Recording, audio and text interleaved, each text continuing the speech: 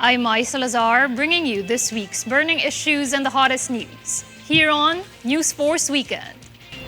Here are today's headlines. DOH instructs healthcare facilities to prepare for El Niño. New PAGCOR logo worth 3 million pesos fuels Flak online. NTC reports over 102 million SIM cards registered. PNP okays 24-hour weapon ban on President Marcos Jr.'s SONA.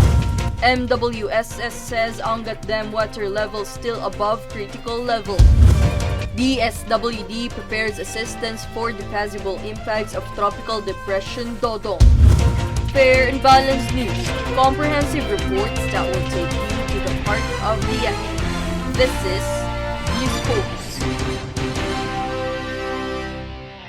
For this week's top story, the Department of Health or DOH released guidelines to all healthcare facilities earlier today regarding right water usage in preparation for the upcoming El Niño.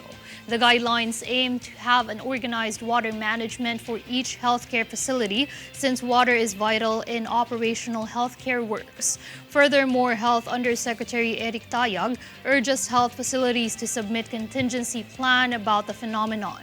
Meanwhile, the DOH reminded the public to be health conscious to prevent diseases brought by El Niño.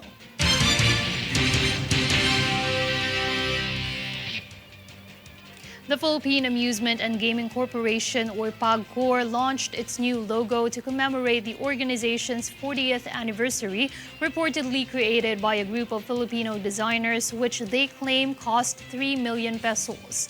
The logo has drawn criticism on social media, with several posters claiming it is a replica of the emblem of a petroleum firm and the logo of a popular instant ramen brand. Meantime, PAGCOR Chairman and CEO Alejandro Tenco lauded the new logo, which featured the letter P with a blue top portion and a red lower section, which has the element of fire, stating it represents the flame that sparks transformation and propels forward motion. Commission on Elections or COMELEC Chairman George Erwin Garcia stated that the election board considers internet voting for absentee Filipino voters abroad to be legally tenable and defensible. When establishing the direction of policy for internet voting, COMELEC added to have referenced Section 16.11 of RA number 9189, which enables research on the use of email, the internet, or other secure networks in casting ballots of eligible Filipino voters.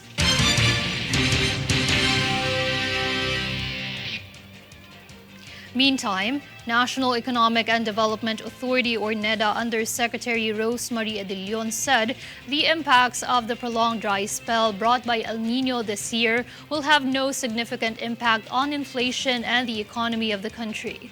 This is following the assurance stated that the Marcos administration is taking steps to mitigate any potential negative consequences of the phenomenon. Although it can be recalled, PAG-ASA reported the majority of the phenomenon is yet to start and anticipated to occur around the beginning of 2024.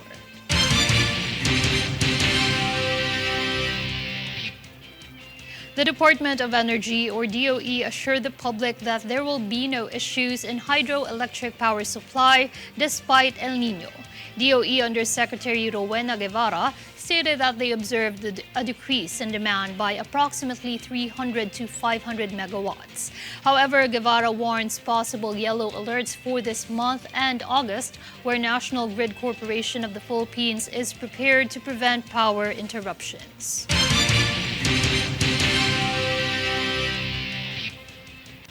On the other hand, the Department of Tourism, or DOT, noted that Secretary Cristina Frasco would be on leave for a week beginning July 13, but made it clear that this had been arranged far in advance of the launch of the new tourism campaign. According to the DOT, Frasco will also be present for the State of the Nation address of President Ferdinand Marcos Jr. on July 24. Frasco took a leave of absence days after the issue over the Love the Philippines promotional campaign video first appeared in early July. Undersecretary Elaine Batan is going to serve as secretary during the aforementioned period.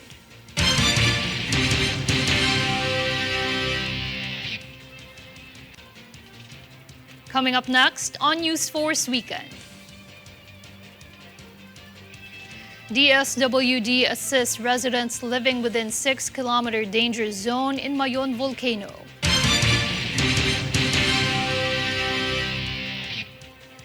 Former DILG Undersecretary and GNN host Martin Niño battles serious health condition.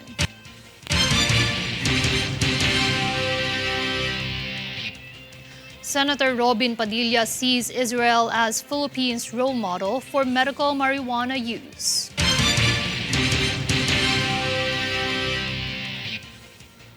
Stay tuned for more stories and reports when Newsforce Weekend returns.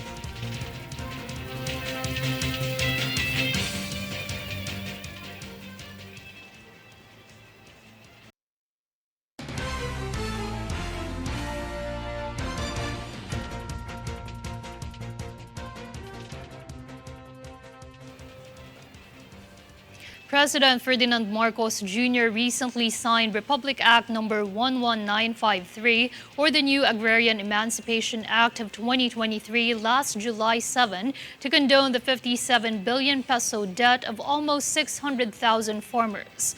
Under the said law, unpaid interest, amortization, surcharge, and penalties of the farmers' existing loans on more than 1 million hectares of land shall be lifted. Meanwhile, Marcos added that equitable land distribution efforts should go hand in hand with the farmers' support services to further sustain their needs. Meanwhile, Senate Minority Leader Coco Pimentel urged President Ferdinand Marcos Jr. to prioritize addressing the water shortage and the threat of El Niño rather than focusing on the Maharlika Investment Fund. Daniza Lopez has the full report.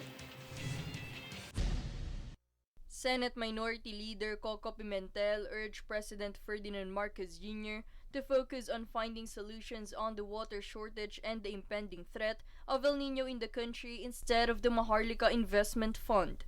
Coco Pimentel emphasized the importance of prioritizing water crisis as farmers are the most susceptible to the impact of El Niño. He mentioned that Ruben Asuncion, Union Bank of the Philippines Inc. chief economist, warned of potential national GDP losses of up to $3.3 billion due to El Niño phenomenon.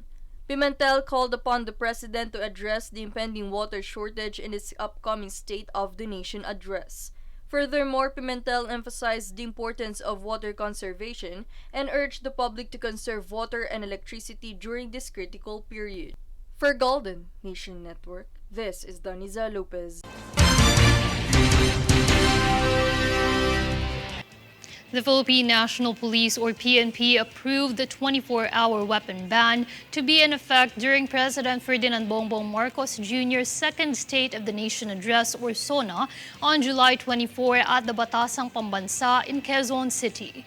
The permit to carry firearms outside of residence, or PTCFOR, suspension will begin at 12:01 a.m. till 11:59 p.m. Areas covered by the gun ban include the National Capital Region, Central Luzon, and Calabarzon, excluding uniformed troops and police officers stationed close to the Batasang Pambansa.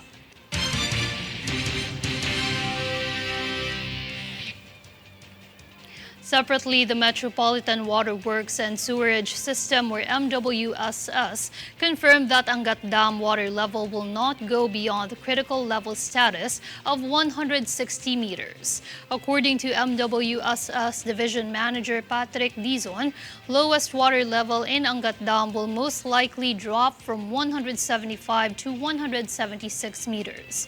As El Niño poses a threat to water supply, Dizon said that they are actively working with water concessionaires to find ways in providing water.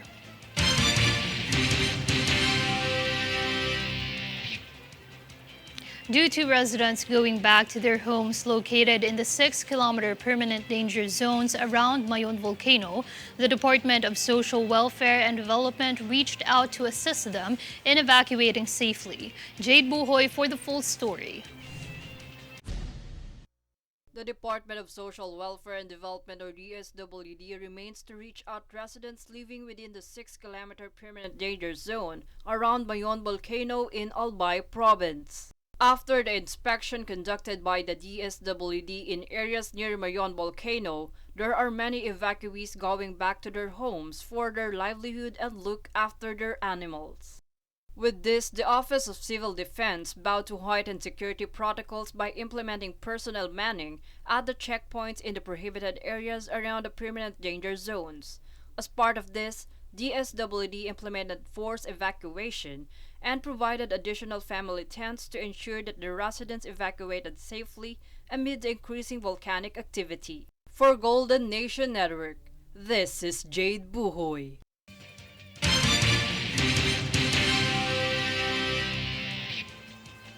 Former DILG Undersecretary for Barangay Affairs Martin Niño has stage 4 cancer, his daughter Liza Niño Segura announced to the public recently.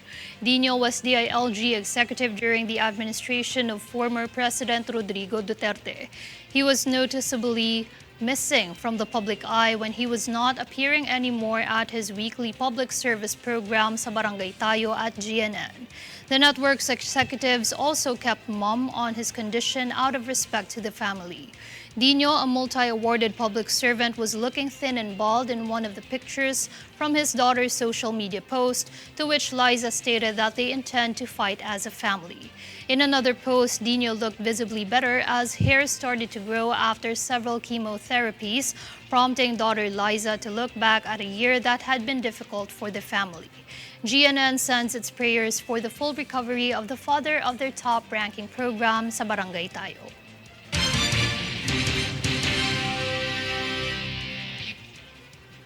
On to other news, Senator Robin Hood Padilla stated that he is looking to Israel as a model for the Philippines, permitting cannabis or marijuana solely for medical purposes and limiting its overuse and exploitation.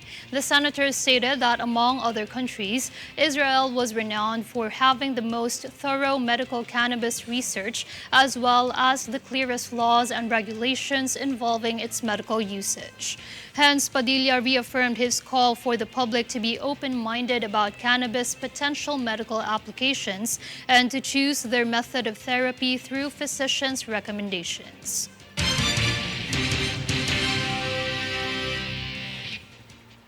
The Department of Social Welfare and Development, or DSWD, currently prepare for the possible effects of Tropical Depression Dodong, which made landfall in Dinapigue, Isabela Province early morning of July 14.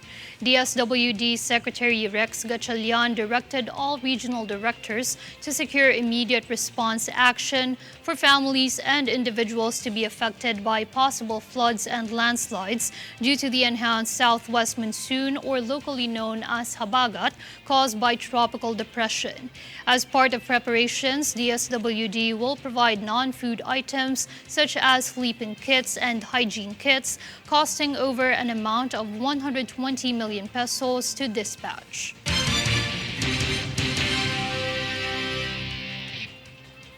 And here's a recap of this week's headlines. Here are today's headlines. DOH instructs healthcare facilities to prepare for El Niño.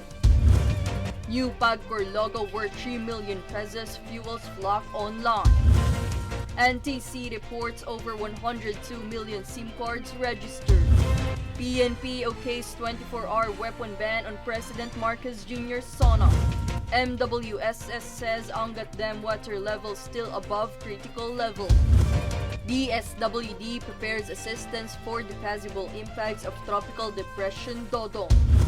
Fair and balanced news, comprehensive reports that will take you to the heart of the action. This is Newsforce.